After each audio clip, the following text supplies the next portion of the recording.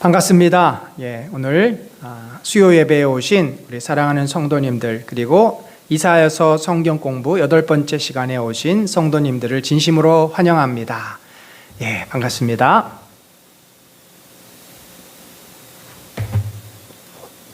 오늘 우리가 함께 나눌 말씀은 이사야서 28장, 29장, 30장 이 세 장에 대한 내용입니다. 전체 제목은 유다의 죄에 대한 하나님의 심판과 구원 계획을 함께 나눕시다. 우리가 오늘 볼 말씀은 이사야서 30장 18절로 23절, 저와 여러분이 교독합니다. 그러나 여호와께서 기다리시나니 이는 너희에게 은혜를 베풀려 하심이요 일어나시리니 이는 너희를 긍휼히 여기려 하심이라. 대저 여호와는 정의의 하나님이심이라. 그를 기다리는 자마다 복이 있도다.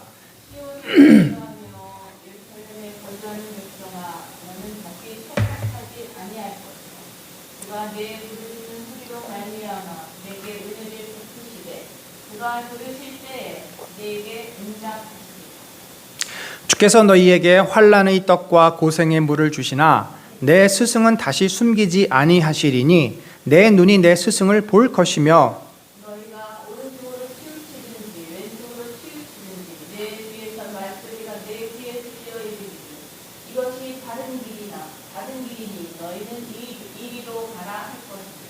또 너희가 너희 조각한 우상에 입힌 은과 부어 만든 우상에 올린 금을 더럽게 하여 불결한 물건을 던짐같이 던지며 이르기를 나가라 하리라. 내가 땅에 뿌린 종자에 주께서 비를 주사 땅이 먹을 것을 내며 곡식이 풍성하고 기름지게 할 것이며 그날에 내 가축이 광활한 목장에서 먹을 것이요. 아멘. 자, 여러분, 우리가 이 이사야서라고 하는 거대한 이 선지서를 함께 보고 있습니다. 처음에서부터 본다면 이 이사야서 앞부분, 그러니까 1장에서 5장은 이사야가 활동했던 BC 8세기 700년대, 그 당시에 그 남유다라 그러죠. 북이스라엘은 이미 722년에 아수르에게 멸망을 당합니다. 그러니까 멸망을 당하고 이제 그 유다에까지 광범위하게 퍼진 그 죄악을 하나님께서 책망하시는 그런 내용이 있습니다.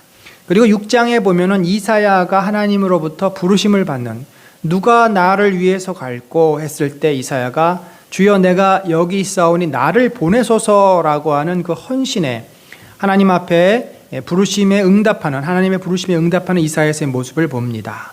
그리고 이제 7장에서 10장은 특별히 그 아하스 왕이 하나님을 온전히 신뢰하지 못하는, 그러니까 이때 아하스는 결국은 유다의 대표자죠. 유다 백성이 또 어떻게 계속해서 하나님 앞에 불순종하고 죄를 범했는지 하는 내용을 또 10장까지 보여줍니다. 그러면서 이 사이사이에는 처녀 탄생이라든지 또 2세의 가지에서 메시아가 온다든지 임마누엘이라든지 그런 예언의 말씀, 구원과 회복의 예언의 말씀들이 사이사이에 들어갑니다. 특별히 11장, 12장이 구원이 어떻게 이루어질 것인지, 심판이 어떻게 이루어질 것인지에 대한 묵시라고 하는 것은 종말과 관련된, 그러니까 예수님의 초림과 재림이 다 종말에 들어갑니다. 그것과 관련된 예언적인 내용을 묵시라 하는데 그런 내용들이 11장, 12장에 들어가 있습니다. 자, 그 다음에 13장부터는 이 유다를 넘어서서 이제 열국에 대한 심판, 모압과 암몬과 또 바벨론, 또 이 아수르, 애굽, 이런 어떤 주변의 열국에 대한 하나님의 심판에 대한 내용을 쭉 기록을 합니다. 그리고 역시 또 다시 24장에서 27장까지가 종말의 하나님의 심판을 다루는데, 이것이 그 당시에 있었던 심판뿐만 아니라 예수님이 오실 때를 시작해서 종말 때까지 이르는 그런 내용을 담고 있어서 또 역시 묵시적인 내용이다. 자, 그리고 오늘 이제 우리가 함께 볼 말씀 28장에서 다음 주까지도 이어집니다만 30장까지의 내용이 이제 그 유다의 또 죄인데, 특별히 이 유다의 죄 가운데 하나님을 신뢰하지 않고 애굽을 자꾸 의지하려고 하는 그런 죄에 대해서 하나님이 구체적으로 이제 징계하시고 그 내용들을 다루고 있는 부분입니다. 자, 그러면 아직까지는 이제 이스라엘의 죄에 대한 하나님, 유다의 죄에 대한 하나님의 책망과 또 구원에 대한 묵시가 반복적으로 지금 나타나고 있다라고 보시면 되겠습니다. 자, 그러면 우리가 오늘 다룰 내용이 28장, 29장, 30장 세 장인데 28장은 뭐예요? 교만한 죄인들에 대해서 하나님이 심판하실 것임을 말씀을 하고 있고, 또 29장에서는 그 교만한 죄인들이 사는 예루살렘이 당할 위기에 대해서, 그리고 그럼에도 하나님은 그들을 구원하실 것임을 또 설명을 합니다. 마지막 30장은 애굽을 의지하려는 유다의 죄에 대해서 하나님이 책망하시고 역시 하나님의 구원의 계획을. 그래서 우리가 이렇게 볼 때 이사야서의 특징은 뭐냐면요, 유다 백성, 이스라엘 백성 열국의 죄를 아주 문학적으로 예리하게 그리고 적나라하게 지적하고 드러냅니다. 그리고 거기에 대해서 심판하실 것임을 분명히 말씀을 합니다. 이것으로 끝난다면 예언서라고 할 수 없습니다. 항상 예언서는 죄에 대한 지적과 비판과 심판을 선포하지만 그 뒤에 반드시 그럼에도 하나님께서 그들을 회복하실, 구원하실 것에 대한 구원의 계획까지도 말하고 있다. 그래서 항상 성경은 누가 보면은 병 주고 약 주냐 그러겠지만 병을 준 것은 아닙니다. 병에 걸린 자를 치유하시는 내용을 다루는 것이 성경이다. 여러분, 자기가 건강관리를 못해서 병에 걸렸어요. 나쁜 거 먹고 잠을 막 잘 안 자고 또 몸에 좋은 것이 아니라 몸에 나쁜 짓만 계속 했을 때 몸이 어떻게 됩니까? 망가집니다. 그것이 인간이 죄로 말미암는 하나님의 심판이에요. 당연히 하나님을 의지하지 않는 이스라엘은 국력이 약해질 수밖에 없습니다. 나라가 분열이 되고, 왜냐하면 하나님을 의지하지 않는 왕은 백성을 탄압하고 또 국민들을 돌보지 않고 자기의 욕심을 위해서 통치합니다. 그러다 보면은 나라가 하나가 안 됩니다. 분열이 되고 국력이 약해지고 발전할 수가 없어요. 그때 주변에 있는 외국 나라들이 쳐들어옵니다. 그래서 인간의 죄에 대해서 스스로 이제 멸망을 자초하는데, 그러나 하나님은 그러한 인생을 불쌍히 여기셔서 그들에게 다시금 싸매 주시고 은혜를 베푸시는, 그러니까 우리가 이거를 병 주고 약 줬다라고 생각하면 절대 안 됩니다. 우리의 잘못으로 병에 걸린 인간을 하나님께서 치유해 주시는 내용이 바로 예언서이고 이사야서이다. 이렇게 우리가 이해하시면 되겠고, 자, 그런 흐름에서 28장에서 30장까지를 보겠습니다. 자, 28장 북이스라엘 지도자들이 어떻게 죄를 지었습니까? 그러니까 이사야는 지금 남유다를 중심으로 말하지만 북이스라엘에 대해서도 이제 죄를 지적을 하는 거죠. 에브라임이 어디냐면은 바로 이제 예루살렘 북쪽에 있는 지파 아닙니까? 유다, 베냐민, 에브라임. 에브라임의 술 취한 자들의 교만한 면류관은 화 있을진저 술에 빠진 자의 성, 또 기름진 골짜기 꼭대기에 세운 성이여. 자, 이들의 그 마을마다 왕들이 있거나 족장들이 있거나 부유한 자들이 있는 곳에 무엇이 있어요? 술이 있습니다. 먹을 것이 넘쳐납니다. 그래서 그들은 교만에 빠져 있어요. 자기들이 지금 굉장히 잘하고 있다고 생각을 합니다. 그런데 그들이 결국은 어떻게 돼요? 쇠잔에 가는 꽃 같으니, 꽃이 계속 그렇게 이쁘게 피어 있는 것이 아닙니다. 어느 순간은 지나가면 점점 시들고 꽃잎이 떨어지고 나중에는 죽고 없어집니다. 사라져요. 에브라임의 술 취한 자들의 교만한 면류관이 발에 밟힐 것이라. 그들이 하늘을 찌르고 모든 것을 다 얻은 것 같고 그렇게 교만에 차서 사람들을 무시하고 있는 것을 다 부어라 마셔라 이렇게 하면서 놀았는데, 그러한 그들의 마을에 바벨론의 발굽이, 저 아수르의 발굽이 들어와서 그들이 결국은 다 포로로 잡혀가고 죽게 될 것임을 말하고 있는 것입니다. 또 그들의 그 영화, 기름진 골짜기 꼭대기에 있는 그의 영화를 이제 꽃에 비유를 하죠. 영화 또는 열매에 비유를 합니다. 쇠잔에 가는 꽃이 여름 전에 익은 무화과나무 같다. 이 무화과나무에 비유를 했어요. 무화과나무가 아주 탐스럽게 열렸어요. 그러니까 이거를 누가 따먹습니까? 먼저 따먹는 사람이 임자예요. 길가에 있는 무화과나무는. 보는 자가 그것을 보고 얼른 따서 먹으리로다. 잘 열려서 이제 그 입이 이렇게 무화과가 잘 익으면 쫙 벌어지지 않습니까? 벌어져서 열매 안에 꿀이 뚝뚝 떨어지는데 그거를 잘 익은 것을 보고 먼저 따먹는다는 거죠. 그렇게 에브라임 북이스라엘이 사마리아 성에서 잔치를 베풀고 호의호식하고 했던 자들이 결국은 아수르의 말발굽에 밟히게 될 것임을 말하고 있습니다. 그런데 하나님은 이 사마리아 성에 있었던 수많은 북이스라엘 사람들은 우상을 섬기고 하나님을 떠났고 또 가난한 자를 억압하고 그들의 것을 빼앗고 과부의 재산을 빼앗고 이런 것이 그 당시 사회의 일반적인 현상인데 하나님께서는 어떻게 하셨어요? 그날은 하나님이 구원하시기로 작정한 날입니다. 만군의 여호와께서 자기 백성의 남은 자에게 영화로운 면류관이 되시며, 자, 남은 자라는 중요한 단어가 나왔어요. 이 북이스라엘 사람들은 다 포로로 잡혀갔습니다. 아수르로 잡혀갔어요. 그리고 그들은 산지 사방에 흩어져서 결국 하나님을 모르는 이방 민족처럼 됐습니다. 그래서 그들의 후손이 사마리아 족속이 됐죠. 그런데 그들 가운데 북이스라엘 사람들 가운데 하나님을 기억하는 자들이 있습니다. 레위인 가운데 하나님의 성전을 그리워해서 남쪽으로 내려오는 자들이 있어요. 이들이 바로 남은 자입니다. 아무리 교회가 타락하고 민족이 타락해도 그들 가운데는 하나님이 구원하시기로 작정하신 긍휼히 베푸시는 자들이 있어요. 하나님의 부르심에 반응하는 자들이 있어요. 그들을 하나님께서 어떻게 하셨어요? 다시금 회복시켜 주신다. 영화로운 면류관이 되시며 아름다운 화관이 되실 것이라. 그래서 그들을 다시금 그 포로로 잡혀가는 그 상황에서 그들을 구원해내시고 그들을 회복시켜 주심을 약속하고 있습니다. 재판석에 앉은 자에게 판결하는 영이 되시며 성문에서 싸움을 물리치는 자에게는 힘이 되신다. 그래서 하나님이 그 남은 자들을 보호하시고 구원해 주실 것임을 약속합니다. 그러나 여전히 당시의 종교 지도자들, 제사장들은 어땠습니까? 그들이 술에 취해 술독에 빠졌습니다. 제사장과 선지자도 독주로 말미암아 엿걸음치며, 갈지자라 그러죠 우리는. 포도주에 빠지며 독주로 말미암아 비틀거리며 환상을 잘못 풀며 재판할 때 실수하나니 모든 상에는 토한 것 더러운 것이 가득하고 깨끗한 곳이 없도다. 너무나 참 적나라한 표현인 것 같습니다. 우리가 이것을 읽으면 당시에 그 종교 지도자들이 얼마나 타락해 있었는지, 이게 지금 제사장들이 해야 할 짓입니까?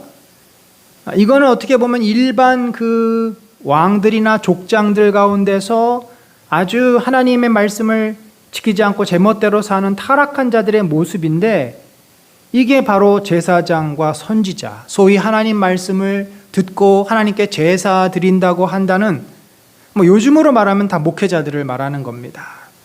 목회자요, 무슨 선교단체 지도자들, 이런 사람들이 지금 모여가지고 술 파티하고 술독에 빠져 있고 알코올 중독이고, 그래서 그들이 하고 다니는 모습이나 행사하는 일들이 아주 이루 말로 다할 수 없는 잘못된 그런 모습을 보이는 거죠. 그런데 문제는 그들 마음에 더 큰 죄악이 있다는 것인데, 그게 뭐냐면 교만이라는 거예요. 제사장들이 나에게 빈정거린다. 여기서 나는 누구예요? 이사야에게. 그렇죠. 그러니까 이사야는 당시의 제사장들에게 지금 이 말씀을 선포하는 겁니다. 너희가 이렇게 너희의 본분을 잊어버리고 지금 술독에 빠져 있는데 하나님께서 너희를 징계하실 것이다. 이 북이스라엘을 칠 것이다. 남유다를 칠 것이다. 그때 그들이 교만에 아주 쩔어가지고 이렇게 얘기해요. 저 자가 누구를 가르친다는 건가? 저 자의 말을 들어야 할 사람이 누구란 말인가?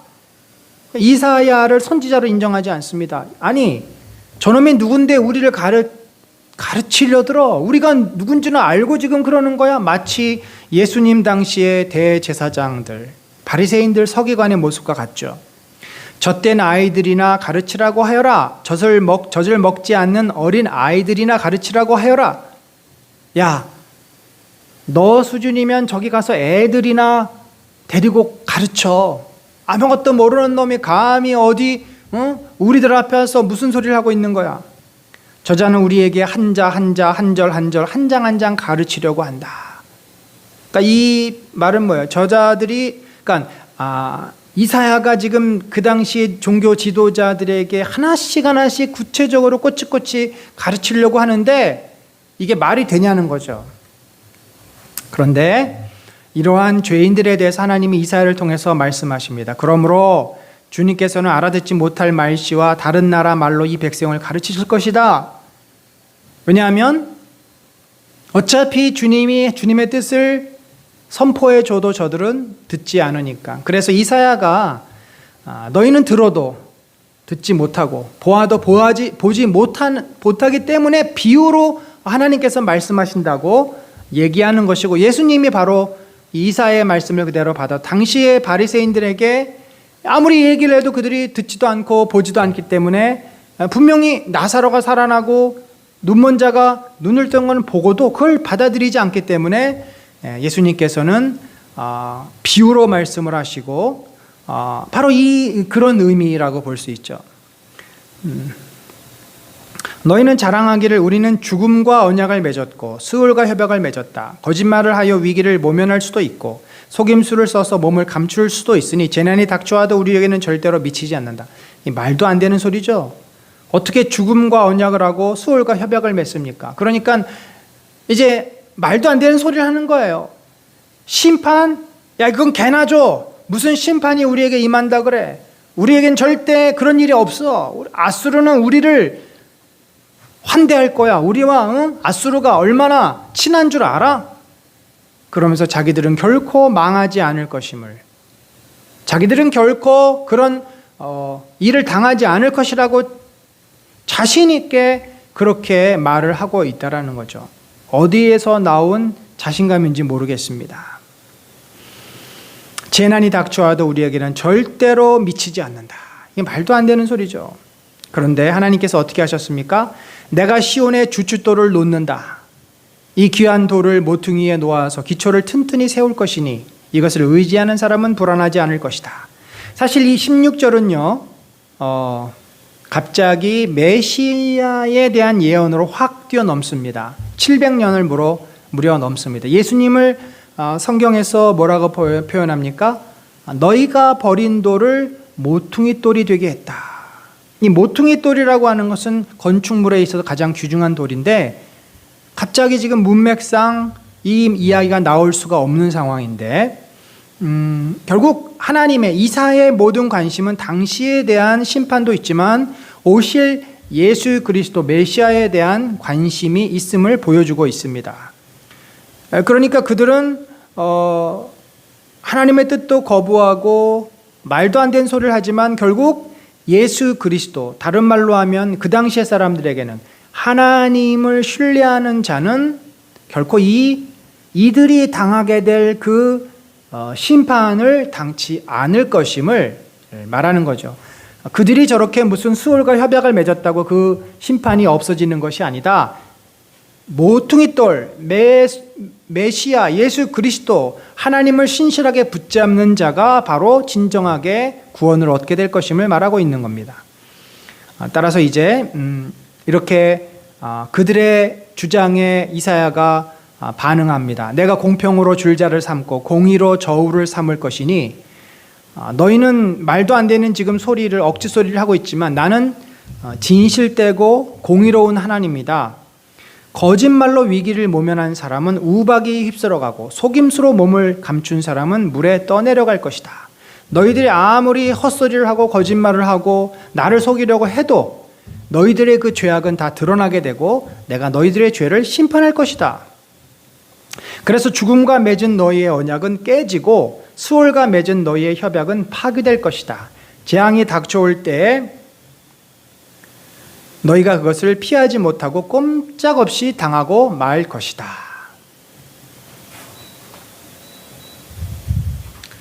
참 당시에 그 지도자들이 얼마나 어리석은 자들인가 하는 생각을 해봅니다. 아마도 이 현상은 뭐냐면 당시에 그 종교 지도자들은 신앙이 있어서 되는 것이 아니라 일종의 뭐 돈만 내면은 그 지위에 올라갔고 북이스라엘 초기에 여로보암이 그렇게 제사장들을 모집했습니다. 왜냐하면 단과 베델에 금송아지를 만들어 놓고 그래야만 이 북이스라엘 사람들이 예루살렘으로 안 내려가지 않겠습니까? 그런데 제사장들은 다 어디에 있어요? 지금 유다에 있어요. 유다에 많아요. 그리고 또 북쪽에 있는 많은 제사장들이 유다로 내려갔습니다. 그러니까 제사장 수가 모자라니까 아무나 돈을 받고 아무나 자격이 없는 사람도 다 데려다가 제사장으로 쓴 겁니다. 그런 전통이 이 북이스라엘에 남아 있었기 때문에 당시의 종교 지도자들은 신앙하고는 상관없이, 그래서 이렇게 말도 안 되는 소리를 했던 것입니다. 또 이렇게 하나님께서 말씀합니다. 재난이 유행병처럼 퍼질 때 너희가 피하지 못할 것이다. 너희는 마치 침대가 짧아서 다리를 펴지 못하는 것 같이 되고 이불이 작아서 몸을 덮지 못하는 것 같이 될 것이다. 이 말은 뭐예요? 그들의 생각과 그들의 의지로는 이 재앙을 막을 수가 없다라는 거죠. 그건 불가항력적이다. 주님께서 계획하신 일, 그 신기한 일을 하시려고 브라심 산에서 싸우신 것처럼, 브라심은 어디냐면 다윗이 왕으로 등극을 하고 블레셋을 완전히 제압한 산입니다. 또 작정하신 일, 그 신비한 일을 하시려고 기브온 골짜기에서 진노하신 것처럼 진노하실 것이다.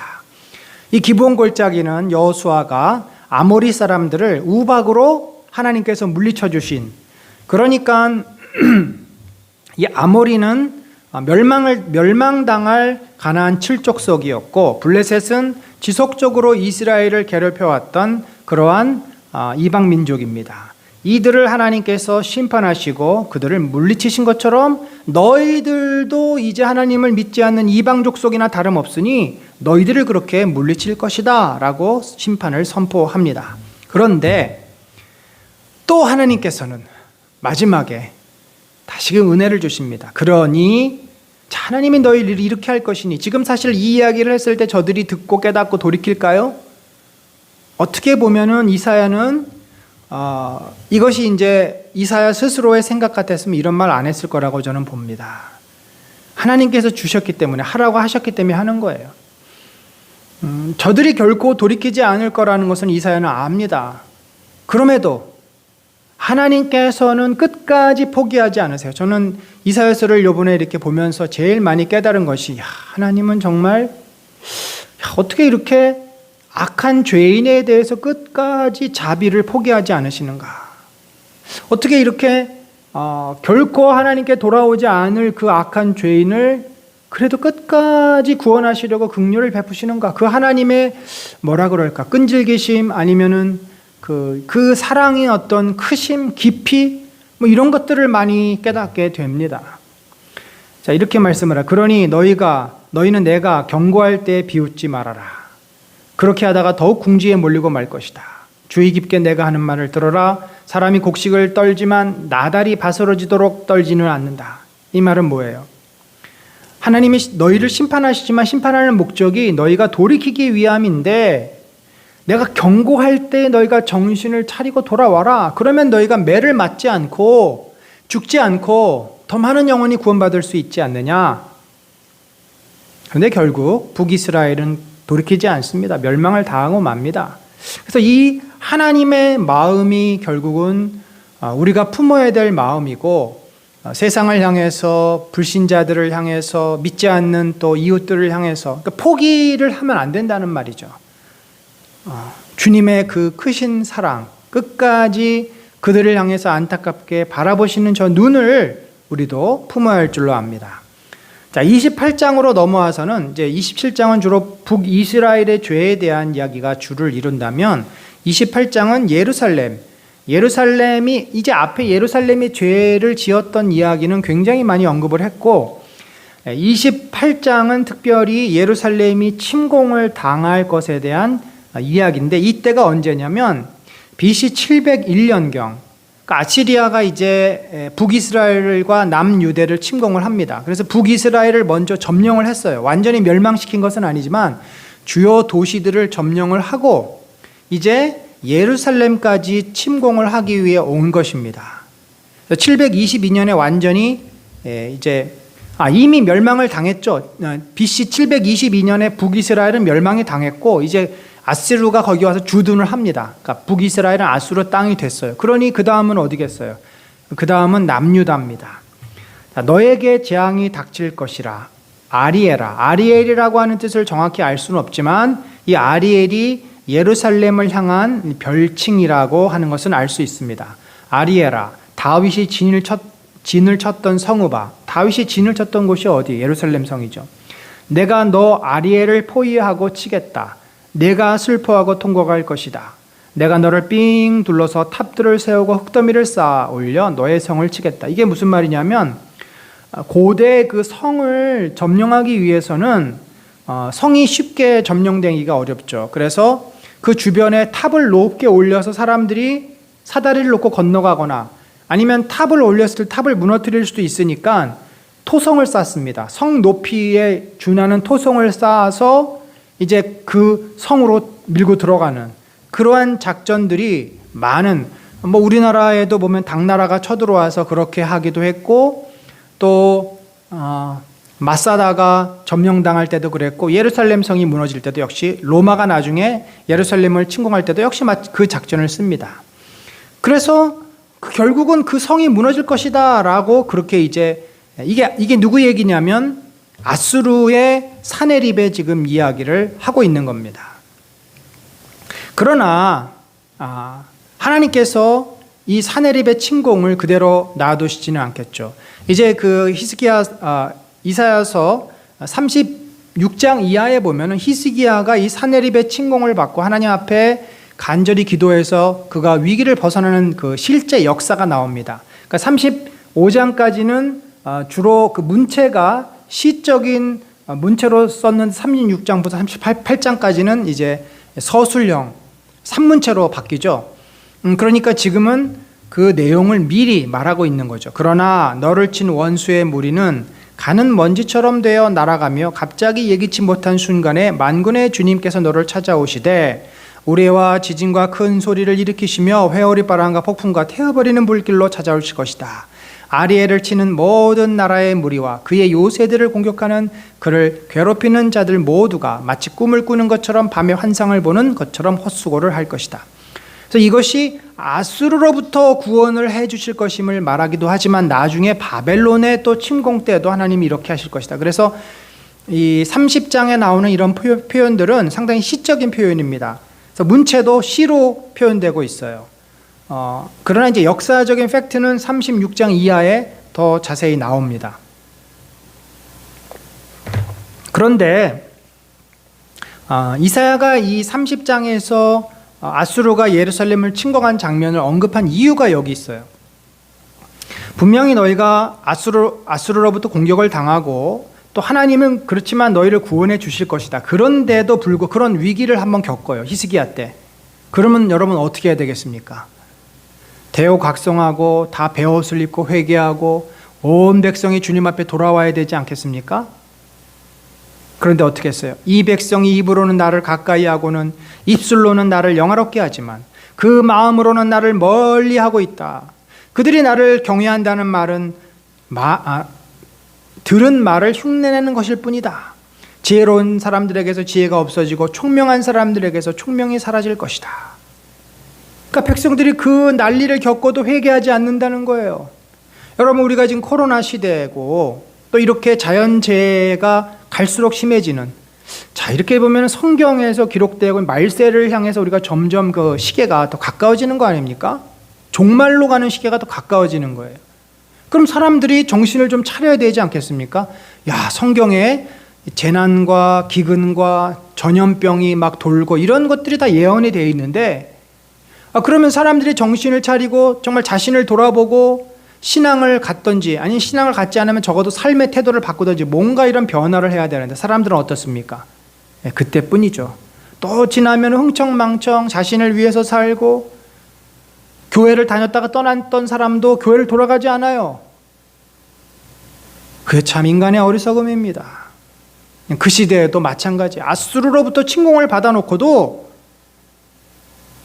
회개하지 않고 자신을 돌아보지 않고 하나님을 기억하지 않는 이 어리석은 백성. 참 이 표현이 너무나 시니컬합니다. 참 웃픈 거죠. 참 이게 표현이 우스우면서도 참 슬픈 표현입니다. 뭐라고 돼 있어요? 그들이 나를 경외한다는 말은 들은 말을 흉내내는 것일 뿐이다.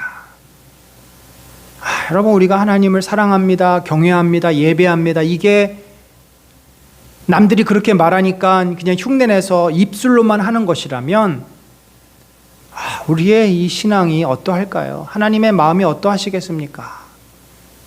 정말 우리가 이사야의 말씀이지만 되새겨야 될 말씀이에요. 내 경건이 진정한 경건인지, 내가 진심으로 하나님을 사랑하고 있는지, 내 신앙에 살아있는 신앙인지 우리가 돌아봐야 됩니다. 그런데 그들 가운데 이 위기를 자신의 힘으로 극복하려고 하는 자들이 있어요. 주님 몰래 음모를 깊이 숨기려는 자들에게 재앙이 닥칠 것이다. 그들은 어두운 곳에서 남몰래 음모를 꾸미는 자들이다. 누가 우리를 보랴, 누가 우리를 알랴 한다. 만들어진 물건이 자기를 만든 사람을 두고 그가 나를 만들지 않았다 하고 말할 수 있느냐? 빚어진 자가 자기를 빚은 사람을 두고 그는 기술이 없어 하고 말할 수 있느냐? 이게 무슨 말이냐면, 이 음모가 무슨 음모냐면, 이 위기가 왔으면 하나님을 찾아야 되지 않겠습니까? 왜냐하면 그들은 이스라엘 백성이잖아요. 하나님의 백성이잖아요. 그들의 역사 속에서 늘 하나님을 의지했을 때 하나님이 그들을 구원하셨습니다. 마치 이런 거예요. 오늘날 우리 교회가 어려움이 있을 때 하나님 앞에 매달리고 기도해야지, 막 은행 찾아다니고 사채 쓰고 유력한 사람 찾아가서 막 여기저기 얘기하고, 뭐 마치 이런 거나 마찬가지인 거죠. 그래서 이 교회를 어떻게 해서 이 땅을 사가지고 임대를 주고 그 비용을 가지고 교회를 운영하고, 아니 무슨 교회가 뭐 상가입니까? 사실 그들이 그런 생각을 하는 거 주님이 다 아십니다. 그런데 하나님이 모르실 리 없죠. 그러한 생각이 아무런 그들에게 도움이 되지 않는다는 겁니다. 그러니까 이것도 이사야가 약간 시니컬하게, 뭐 사실 그들이 음모를 숨기려고 했겠어요. 하나님을 생각지도 않고 자기들끼리 이 문제를 해결할 방법을 짜냈겠죠. 애굽을 우리가 찾아가자, 애굽에게 구원의 손길을 벌리자. 그런데 이사야는 그것을 하나님 몰래 너희가 음모를 꾸미는구나 라고 이렇게 이제 빗대어서 표현을 한 것입니다. 그러나 이 세상을 통치하시고 주관하시는 분은 누구예요? 하나님이십니다. 애굽도 아무런 쓸데가 필요 없고 저 아수르도 무너뜨리시는 분이 하나님입니다. 레바논의 밀림이 기름진 밭으로 변하고, 여러분 레바논이 이 백향목 숲으로 아주 우거져 있습니다. 그런데 거기가 밭이 된대요. 그러니까 이건 있을 수 없는 일입니다. 그 기름진 밭이 다시 밀림으로 변하는 것은 시간 문제다. 뭐 오늘날 본다면 이거 맞는 말이죠. 근데 그 당시의 사람들은 이해가 안 되는 문제입니다. 그날이 오면, 그날은 항상 그날, the day, 그날은 뭐냐면 주님이 역사하시는 날이에요. 구원의 날이요, 심판의 날이요, 두려운 날입니다. 그날이 오면 듣지 못하는 사람이 두루마리에 글을 읽는 소리를 듣고 어둠과 흑암에 쌓인 두 눈먼 사람이 눈을 떠서 볼 것이다. 천한 사람들이 주님 안에서 더없이 기뻐하며 가난한 사람들이 이스라엘의 거룩하신 분 안에서 즐거워할 것이다. 포악한 자는 사라질 것이다. 비웃는 사람은 자취를 감출 것이다. 여러분, 여기 그날, 이 그날이 언제 올까요? 적어도 이 내용을 쭉 읽어보면 일부는 역사 속에 예수 그리스도가 오셨을 때 이루어졌지만 완전한 성취는 주님이 다시 오실 때, 그러니까 초림과 재림에서 완전히 이루어집니다. 그래서 우리 이 내용 18절에서 20절까지는 사실은 묵시적인 지금 예언이에요. 그래서 그날은 the day, the last day는 항상 종말론적인 성격을 가지고 있습니다. 그러니까 하나님께서 이 땅을 구원하시기 위해서 일하시는 그 구체적인 날인데, 예수님이 오셔서 어떻게 했어요? 유대인들 가운데 제자들을 부르시고 그 눈을 띄어주시사 하나님의 말씀을 깨닫게 하시고, 또 천한 사람들, 당시의 여자들, 어린아이들, 과부들, 이 천한 사람들이 주님 안에서 기뻐했습니다. 가난한 사람들이 거룩하신 분 안에서, 예수님 안에서 즐거워했습니다. 또 흑암에 쌓인 눈먼 사람들이 눈을 떴습니다. 바디메오가 눈을 떴어요. 그가 예수님을 따랐습니다. 그런 일들이 주님이 오실 때 이루어진 거죠. 그리고 포악한 자는 사라질 것이다. 비웃는 사람은 자취를 감출 것이다. 이것은 이제 주님이 다시 오시는 날 이 땅의 모든 악의는 사라지고 영원한 화평과 회복이 임하게 될 것이죠. 이제 야곱이 다시는 부끄러움을 당하지 않을 것이고 이제 그의 얼굴이 다시는 수모 때문에 창백해지지는 않을 것이다. 야곱의 거룩한 분을 거룩하게 받들며 이스라엘의 하나님을 경외할 것이다. 그래서 마음이 혼미하던 사람이 총명해지고 거스르던 사람이 교훈을 받을 것이다. 자, 이 부분도 바로 예수님이 오심으로 이루어지게 됩니다. 예수님의 말씀을 깨닫고 하나님을 경외하게 되고 총명하게 되고 또 거스르던 사람이 교훈을 받다. 누구죠? 딱 이 말을 들었을 때 누가 떠오릅니까? 저는 바울이 떠오릅니다. 바울이 하나님을 거스르고 자기 뜻대로 살던 바울이 하나님의 말씀을 받고 하나님의 사람으로 변화되는 일, 이런 일들이 예수 그리스도가 오심으로 다 이루어지는, 그래서 인간은 그 짧은 시각으로 자신의 문제를 하나님 없이 해결하려고 아둥바둥하지만 결국 하나님은 이 역사를 주관하셔서 하나님의 구원의 계획을 이루어 가심을 우리는 보게 됩니다. 자, 마지막 30장 내용인데 이 이집트를 의지해서 이 문제를 풀어가려고 해요. 거역하는 자식들아, 너희에게 화가 닥칠 것이다. 너희가 계획을 추진하지만 그것들은 나에게서 나온 것이 아니면 동맹을 맺지만 나의 뜻을 따라한 것이 아니다. 죄에 죄를 더할 뿐이다. 너희가 나에게 물어보지도 않고 이집트로 내려가서 바로의 보호를 받아 피신하려고 하고 이집트의 그늘에 숨으려 하는구나. 바로의 보호가 오히려 너희에게 수치가 되고 이집트의 그늘이 오히려 너희에게 치욕이 될 것이다. 왜냐하면 나중에 이집트도요, 바벨론에 의해서 멸망을 당합니다. 바벨론에 의해서 지배를 받아요. 그래서 이들이 오히려 그것 때문에 나중에 이제 종말이 더 앞당겨지는 그런 고통을 당합니다. 이집트가 너희를 도울 수 있다는 생각은 헛된 망상일 뿐이다. 이집트는 맹모스는 라합일 뿐이다. 이 백성은 반역하는 백성이요 주님의 율법은 전혀 들으려 하지 않는 자손이다.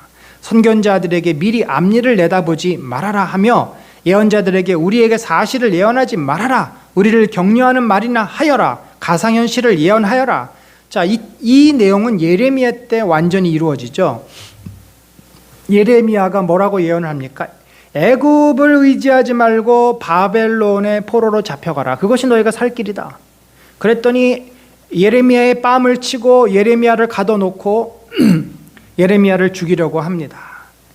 그리고 너희가 어찌 우리에게 대적하는 예언만 하느냐? 우리를 위한 예언을 해라. 라고 그에게 요구합니다. 사람들은 진실을 원하지 않고 듣고 싶은 말을 원합니다. 이것이 어리석은 자들의 모습이죠. 결국 이렇게 이집트를 의지하던 유다에 대해서 하나님이 어떤 심판을 하십니까? 이 죄로 너희가 붕괴될 성벽처럼 될 것이다. 높은 성벽이 금이 가고 순식간에 갑자기 무너져 내릴 것이다. 토기장의 항아리가 깨져서 산산조각이 나든 너희가 그렇게 무너져 내릴 것이다. 너희는 회개하고 마음을 편안하게 하여야 구원을 받을 것이며 그러나 너희는 그렇게 하기를 바라지 않았다. 그래서 적군 1명을 보고서도 너희가 1000명이나 도망가니 적군 5명이 나타나면 너희 모두 도망갈 것이다. 완전히 정말 멸망당한 이스라엘의 모습을 봅니다. 자, 그런데 이렇게 하나님을 배반하고 애굽을 의지하는 이스라엘 향해서 하나님이 또다시 자비와 긍휼을 베푸십니다. 그러나 주님께서는 너희에게 은혜를 베푸시려고 기다리시며 너희를 불쌍히 여기시려고 일어나신다. 시온 백성아, 이제 너희는 울 일이 없을 것이다. 내가 살려달라고 부르짖을 때 주님께서 틀림없이 은혜를 베푸실 것이니 너희에게 응답하실 것이며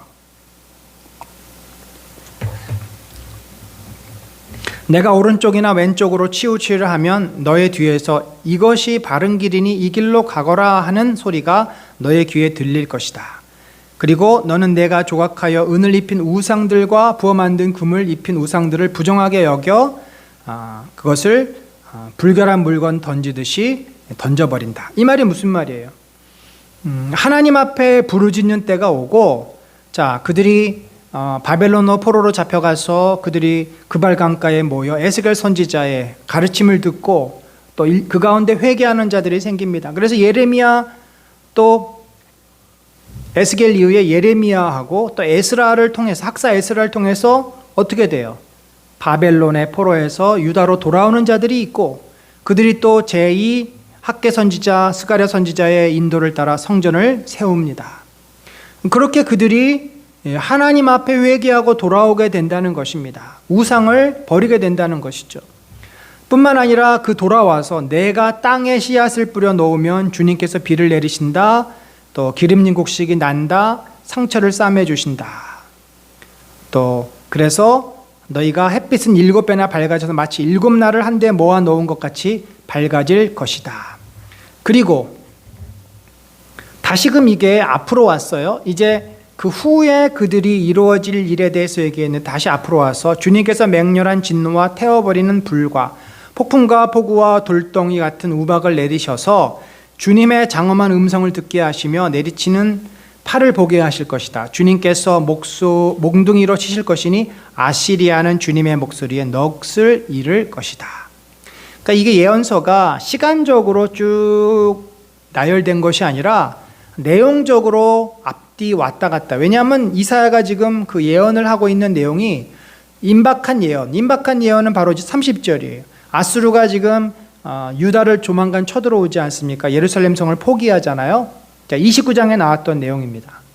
그래서 그 예루살렘을 포기한 아수르를 심판하실 내용이 지금 30절에 나와 있고, 그 사이에는 아수르가 이제 물러가고 유다는 계속해서 회개하지 않고 이집트를 의지하고 바벨론에 잡혀가고, 그 후에 예수 그리스도가 오기까지 그 BC 700년 동안의 그 역사를 다 지금 이 짧은 29장 30장에서 잠깐 보여준 것입니다.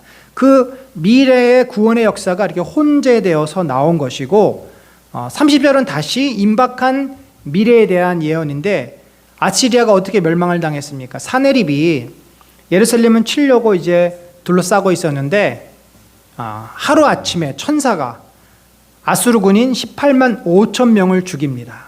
그래서 우리가 이거 어떻게 하루아침에 이렇게 죽었나? 여러분, 고대 시대에 전장터에서 보면은 전염병이 한번 돌면은 하루아침에 이렇게 사람이 몇만 명이 죽고 몇십만 명이 죽곤 합니다.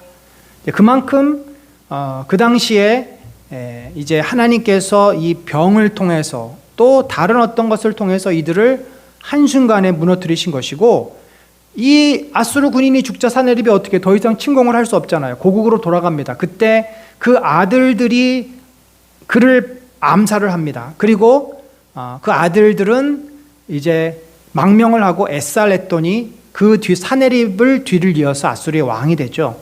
그래서 이렇게 하나님께서 그들을 멸망시키실 것임을 이제 말씀을 하고 있습니다. 자, 오늘 우리가 이제 말씀을 정리합시다. 오늘 두 가지를 생각해 볼 수 있어요. 하나는 이 죄인들을 끝까지 포기하지 않으시는 하나님의 마음, 자비와 긍휼의 마음이십니다. 그래서 우리도 우리 주변에 불신자나 혹은 교회를 나왔지만 신앙이 약한 자들을 향해서 우리가 비판하고 저들을 책망하는 눈보다는 저들이 어떻게 하면 주님께로 돌아올 수 있을까? 어떻게 하면 회개하고 주님을 만날 수 있을까? 그걸 늘 마음에 품고 안타까워하는 그 주님의 마음, 긍휼의 마음이 우리에게 필요합니다. 또 하나 필요한 것은 오늘 본문에 보면은 이 죄인들이 갖는 공통점이 뭐냐면 하나님의 말씀에 대해서 무지합니다. 깨달음이 없어요. 이사야가 아무리 얘기해도 저들은 이사야 이야기를 들으려 하지 않습니다. 자기들 귀에 듣고 싶은 말씀만 듣습니다. 그래서 오늘날 이 불신앙의 출발점은 뭐냐면 닫힌 생각, 닫힌 마음, 닫힌 귀입니다. 여러분, 이것은 일반적인 우리가 사회생활 속에서도 보지 않습니까? 누군가의 이야기를 잘 듣고 어떤 상황들을 객관적으로 잘 살핀 사람들은 그곳에서 지혜를 얻고 그 위기와 어려움을 벗어날 수 있는 길을 발견합니다. 근데 사람들은 대부분 자기가 보는 것만 보고 익숙한 것만 하려고 하고 듣고 싶은 말만 들으려고 해요. 충고하는 이야기, 좀 현실을 비관적으로 말하는 이야기, 이런 것들은 거부합니다.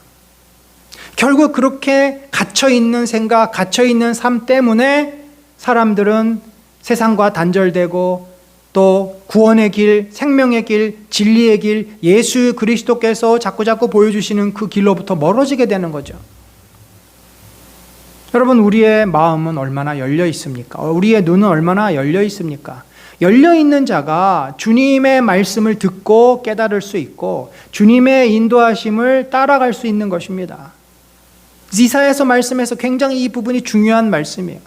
그래서 이것이 돼 있는 사람은 회개로 갈 수 있지만 마음이 닫히고 눈이 닫히고 주님께 열려 있지 않는 자들은 회개하지 못하는, 결국 멸망당하는, 여러분, 우리의 신앙이 어떻게 세워질 수 있어요? 우리가 주님의 말씀 앞에 설 때입니다. 그래서 우리가 말씀을 매일 묵상해야 되는 것이고 주님 앞에 서서 내가 눈을 열고 주님의 음성을 들어야 합니다. 사랑하는 성도 여러분, 우리가 이사야의 말씀이 고대 시대에 쓰여진 말씀이지만 오늘날 우리에게도 주시는 말씀임을 우리가 분명히 믿습니다.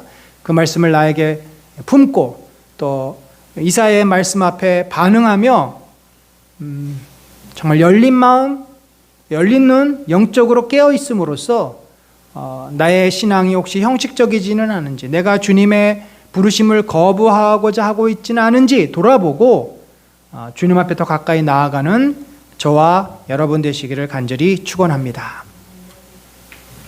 우리 잠깐 기도하겠습니다.